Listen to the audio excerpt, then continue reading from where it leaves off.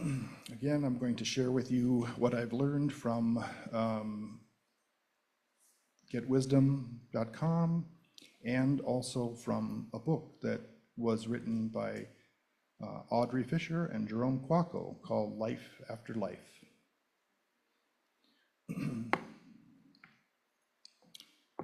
See if it rings as true to you as it does to me.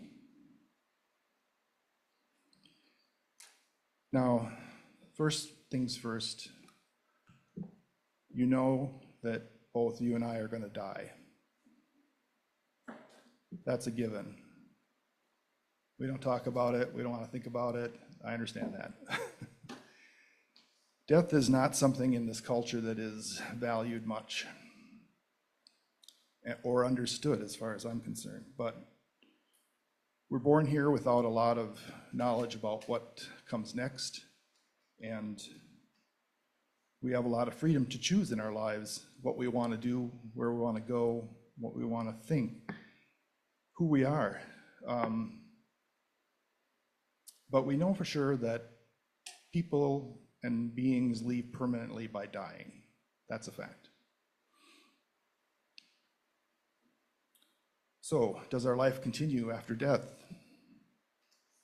And I want to say that it does. We were created as eternal beings. And as the song goes, ever unfolding, ever renewing, we are a consciousness now that continues, and it will continue after death. But there are some things we should know about that. If you're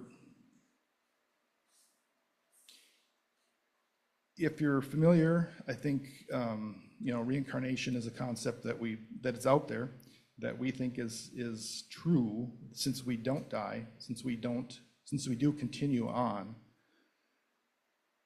There is really only birth and rebirth.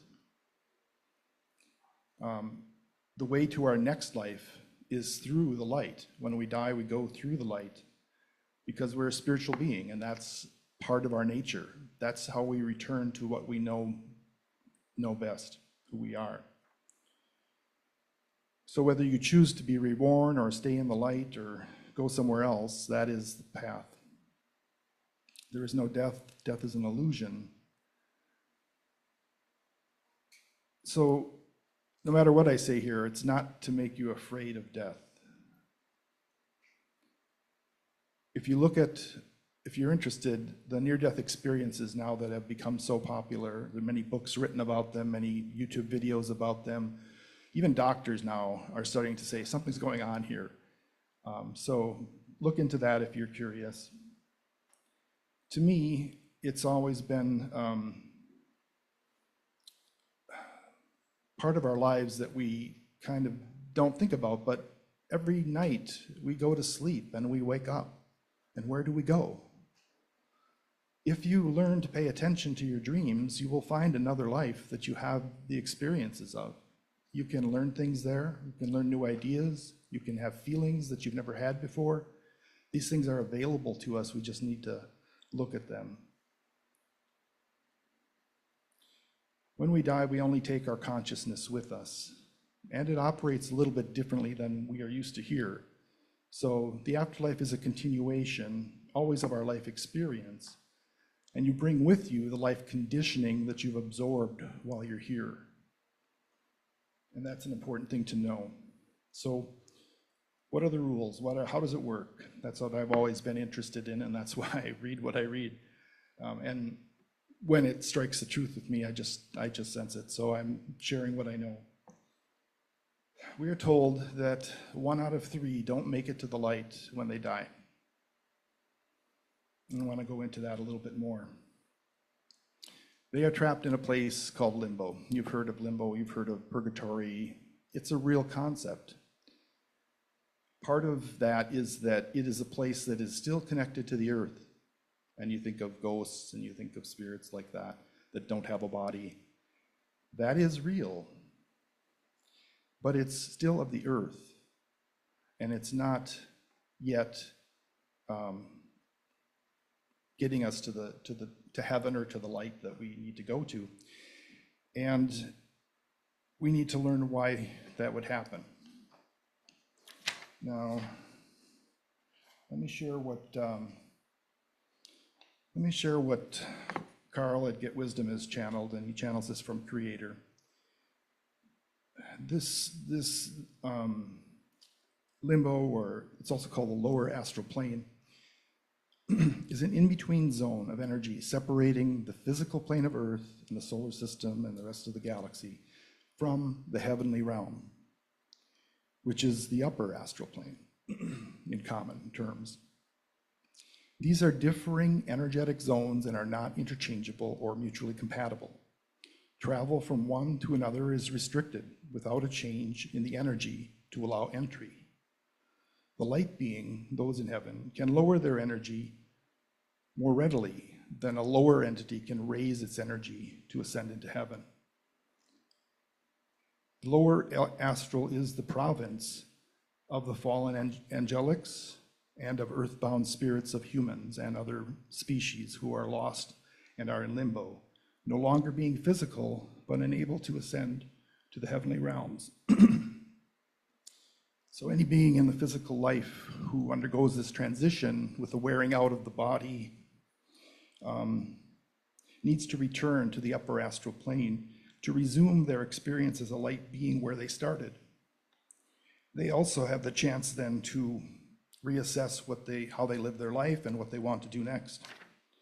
It's not designed as a place to trap existing souls, but because of our lack of our own preparation and not being ready to make that transition, we can be trapped there for a time. It's kind of a road hazard. If we don't know about it, we need to look out, be careful. But we can help those beings either by our prayers or asking the Creator to also help them. It's that because it's part of Earth, Creator won't just willingly go in there and rescue them, because it's part of our own mission here to learn and to grow. And so you can assume that things end when you die, but they don't. You can assume that you're magically going to go up to heaven in the blink of an eye, but there's sometimes difficulty, sometimes hesitation or uncertainty. And so it's good to know ahead of time. So be in good spirits. Try to get in alignment with your idea of God. Hold the loving expectation of a new chapter instead of having doubt and fear and uncertainty. And don't become so preoccupied with dying just because of all the negative propaganda that we have here. And Creator says, all can be ready to transition through developing the habit of prayer to keep the faith alive. And this is non-denominational. And be comfortable reaching to the light for answers, even when the connection is uncertain. It is the doing that matters more than the results. All of us are disconnected in the physical. We don't hear God speak back to us, but God hears us. So whenever you reach out to the divine, doing so will make a difference. And you're building a relationship there, which will pay great dividends.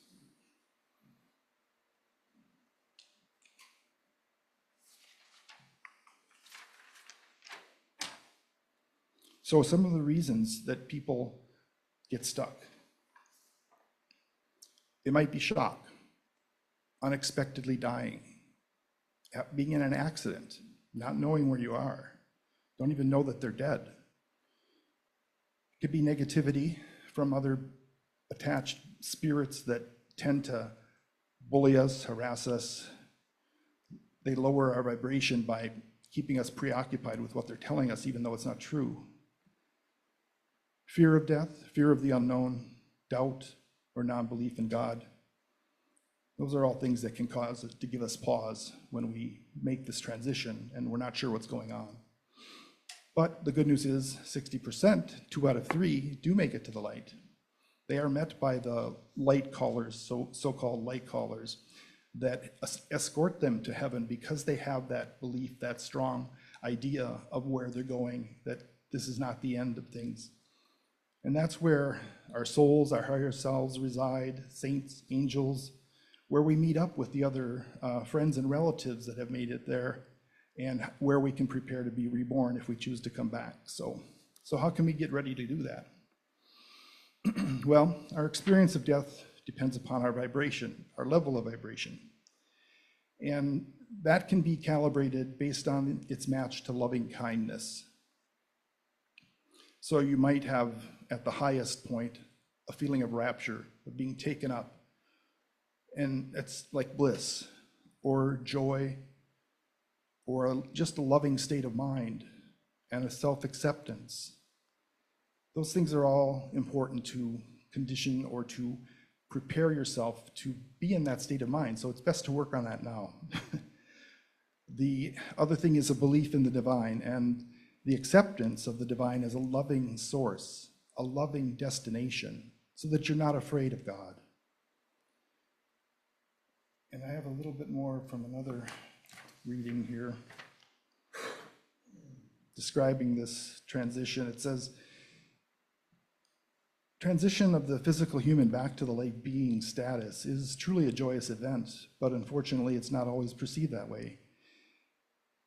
It is because of the great fear instilled in humans about dying, so it's a cultural distortion of the truth of things. And in addition, because of the lack of preparation, a person in transition may not have the wherewithal to respond to the love frequencies, being in a low state of being at the time of death, and therefore not having the proper senses any longer to think and feel with love, and have the higher vibration to be aware of the light callers who will always come to assist in the journey. It's just that we don't see them. We're not ready for them. So focus on preparation is on achieving a loving state of mind. And this is the greatest preparation and the greatest guarantee of success without difficulty. All forms of encouragement directed towards self-acceptance and belief in the divine and acceptance of the divine as a loving source will serve the person greatly to increase their chance of success.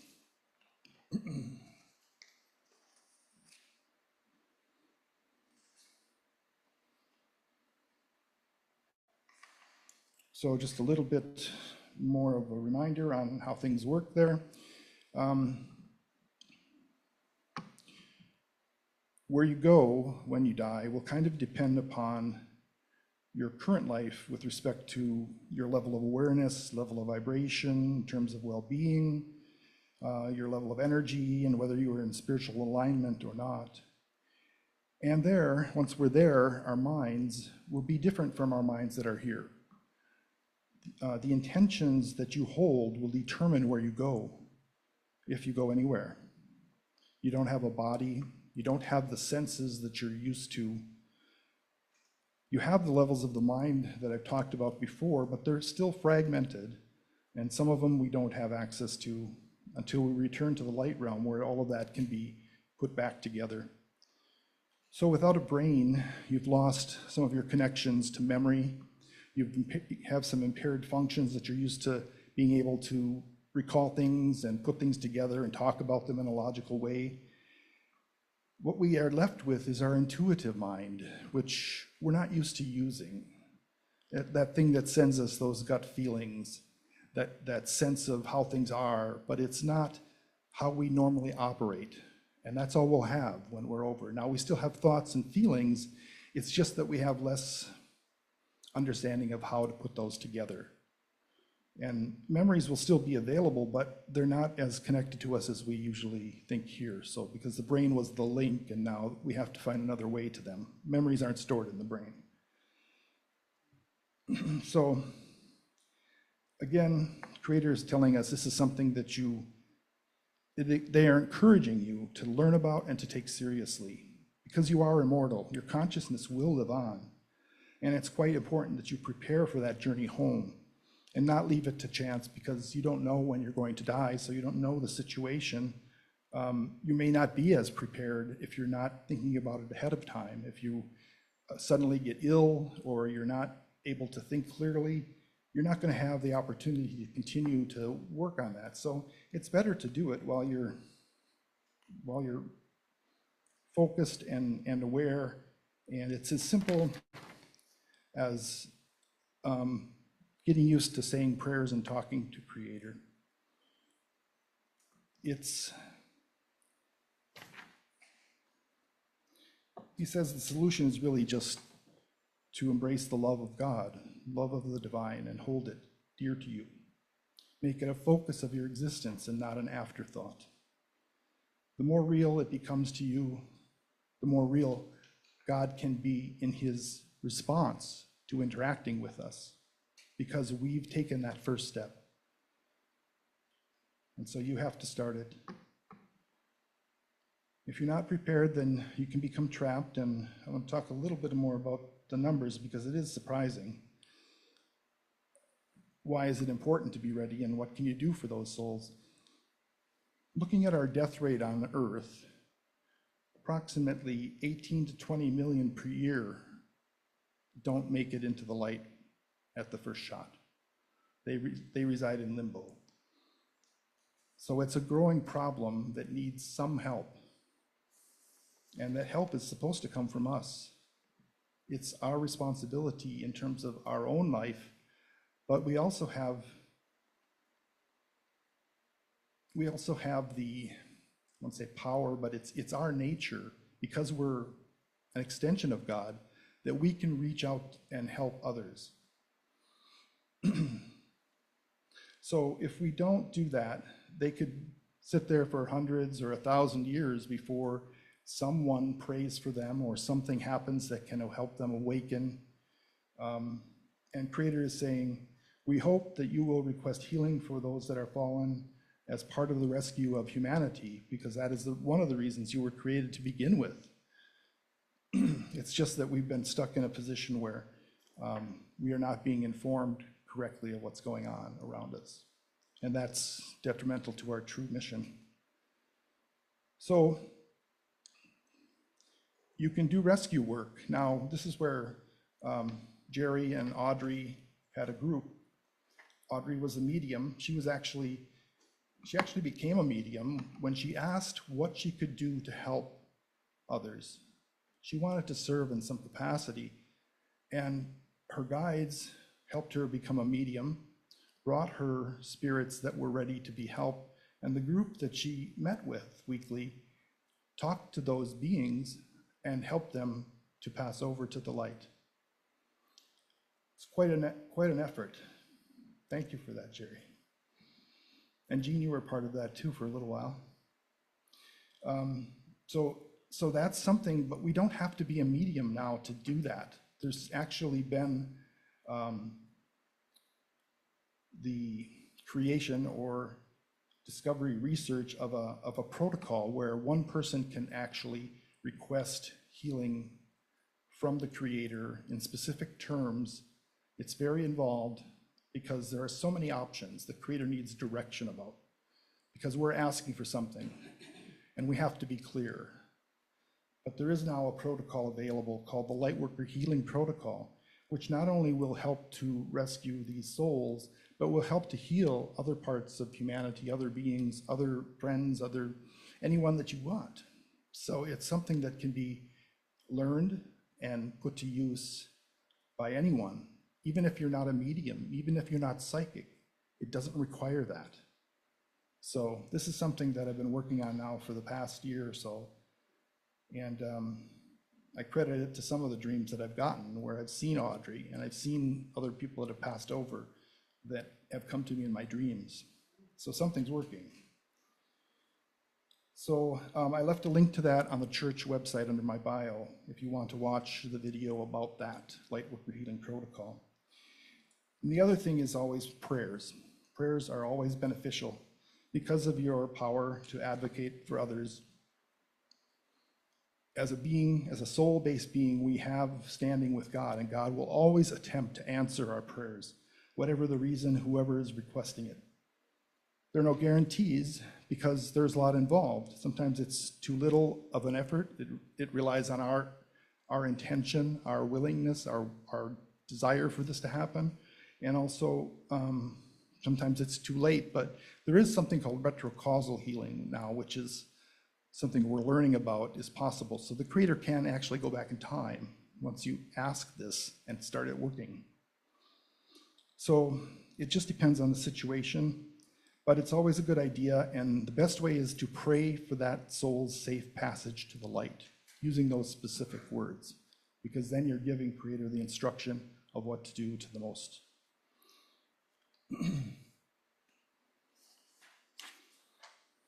Getting late here. I want to read the story, so I'm going to have to cut this short, but let me briefly talk about the last thing here.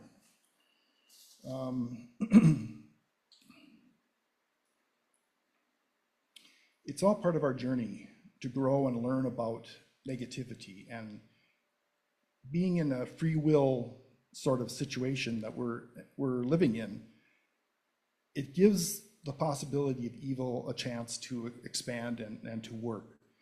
But we're the answer to that. We need to learn more about how that works, and that is how we can actually ask for help to stop that. I talked about prayer before. So another quick thing here to help people that are alive who are dying to transit easily. Remember to show them as much love as possible.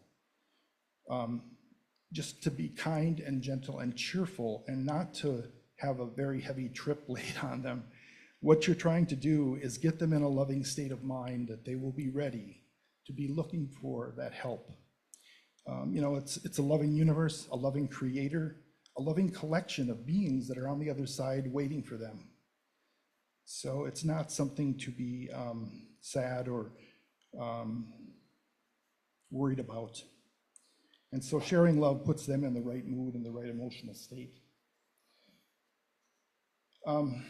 Here's the story from Audrey and Jerry's book to show you what they did, what it means. So here's a spirit that Audrey's tuned into, and it's saying misery. They say misery loves company, and yet I'm so miserable, and I'm fully alone. I don't even have other miserable souls to keep me company. Patty, part of the group, says, we hear you. Jerry says, we hear you, Spirit. Spirit says, you're light. I hear your souls, and I pray you can help me. I'm in the dark. Well, it's not exactly pitch dark. It's gray, kind of like 5 o'clock in the morning. Those times. I feel like I've been wandering for an eternity. Oh, it's so lonely, and I'm so lonely. Oh, I didn't think it would be this way. It would be better if death were here now. Much better. What a cruel joke. Patty says, can you tell us how your life was? Spirit, I have so little memory. Jerry, but you're tired and lonely and you would like to move on to a different area? Spirit, anything would be better than where I am. Jerry says, okay. Spirit says, anything. Jerry says, well. Spirit says, would you help? Jerry says, we'll try to help you any way we can. And then Patty says, the part you can play now is twofold. One is to ask for help, and to make a choice of moving to a different place and then believing there is a different place to go. And sometimes that's hard to understand about a different place. Spirit says, the question is, do I deserve to go to a different, better place? I think I'm where I belong. Patty says, that's not true. We all deserve better. We all have to allow ourselves to take that better thing, to move toward that better life. Spirit says, I was told no good will come to you. No good will come to you. Patty says, that memory is stuck with you. Spirit, they were right. Patty, they were wrong. Spirit says, where's the good? Where's the good in this place? Jerry says, the good you have not found yet. One part of good is your spirit is still alive and you have a choice and a chance to find more good. But the difficulty is that what you've been told, and that holds you back now. But we're here to explain and to tell you there is more good. Part of the good is your soul. Your soul lives on. Your soul is able to find more good. The soul has an attraction to move higher. Part of you knows that there is more than what you're in. There is more than the gray. Just as you saw our light, your soul knows deeply that there is other light beyond what you've seen, and there's a way to get to that light. Spirit, don't you have to be good to get there? Jerry, no, you don't in this sense. We all deserve parts of what we get, but we also deserve to get another chance to gain and to learn. And what you don't understand is the chance to see and learn more. And you're only seeing what you have now. Spirit, I feel like I'm stuck here. Would you like to be unstuck, Jerry says. Spirit says, yes. Jerry says, okay. And Patty says, maybe you could try something to make you become unstuck. If you could picture in your mind a blackboard in front of you and a blackboard behind you. And on the blackboard behind you, write the words that were in your memory, that nothing good would come. And leave that behind you. And on the one in front, write the words, there is good for me to look forward to. And try to leave behind you the negative thoughts that have been with you. And look forward to a future you deserve, and try to feel more deserving and remember your good qualities. Spirit, does that mean that I don't have to be punished? Patty, you have put yourself through the misery of wandering for a long time. I think your self-punishment has been enough for now. And you can choose to move on, Jerry says. And how do I do that? Spirit asks. Jerry, like Patty said, it's like using your mind. Use your mind to ask for guidance and help. Spirit, who do I ask? Jerry says you could ask some religious person or someone from your past, or you could ask an angel or Jesus or Mary or a person you respect to come and help you reach the next level. Is there someone you respect? I think there is. I see people. I'm not alone. Jerry, you're not alone. And is there anyone you remember or a person you would like to help you? Spirit says, they're holding out their hands to me. Jerry, you just have to want to reach them. There are guides to help you, and that's what they are there for, to help you.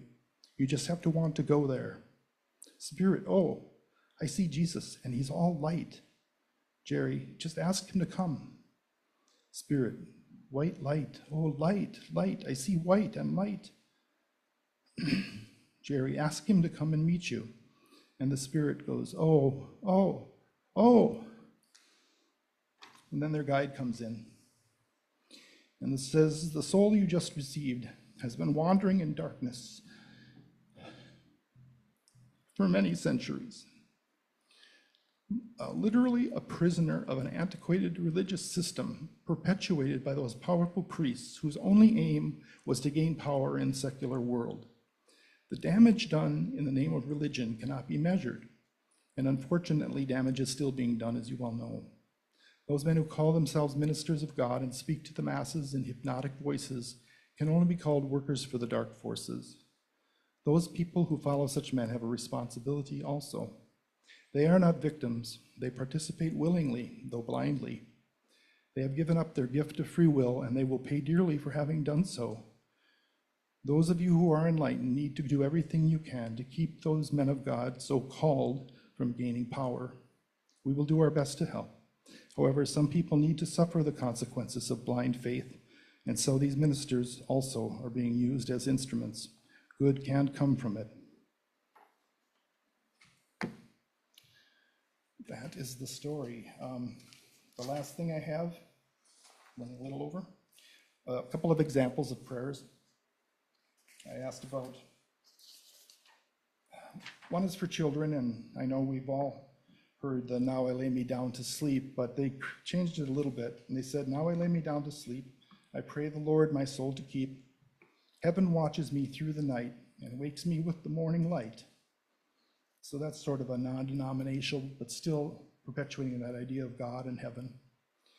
And then for others, a simple one, for when you're on the deathbed and you're not sure what to say, you can just do something simple like, Creator, when it is my time, send me your love to raise me up to be with you. Very basic. And that's all I have. Thank you.